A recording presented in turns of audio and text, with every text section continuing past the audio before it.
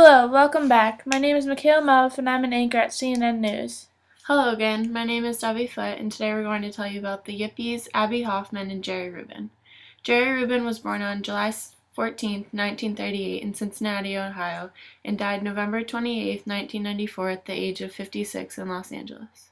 He was a social activist, anti-war leader, and counterculture icon during the 60s and 70s.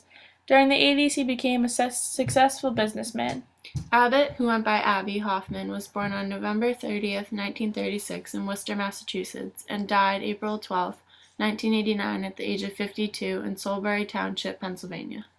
He was an American political and social activist who co-founded the Youth International Party.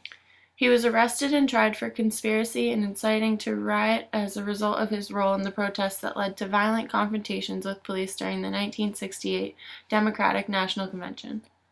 On December 31, 1967, in New York City, the Youth International Party was founded. The members of the group were commonly called Yippies. They were a young group that was inspired by the free speech and anti-war movements of the 60s. They were well known for street theater and politically themed pranks. Many of the old-school political left either ignored or denounced them. According to ABC News, the group was known for street theater pranks and was once referred to as the Groucho Marxists.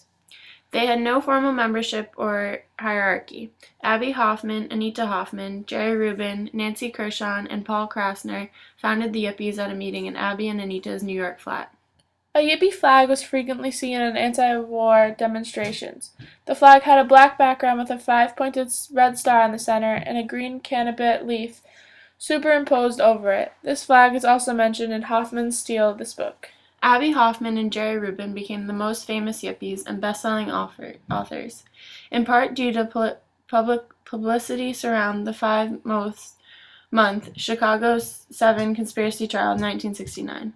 They both used the phrase, "ideology is a brain disease," to separate the Yippies from mainstream political parties that played the game by the rules.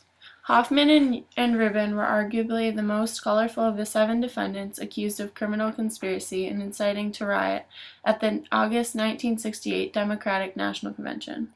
They used the trial as a platform for Yippie antics. At one point, they showed up in court attired in judicial robes.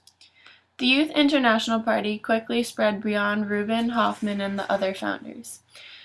YIP had chapters all over the U.S. and in other countries, active groups in New York, Vancouver, Milwaukee, LA, Columbus, Chicago, and Madison. There were YIP conferences through the 1970s, beginning with a New Nation conference in Madison, Wisconsin in 1971. The Yippies have continued as a small movement into the early 2000s. The New York chapter no longer publishes a newspaper, but is known for their annual marches for decades in New York City to legalize marijuana.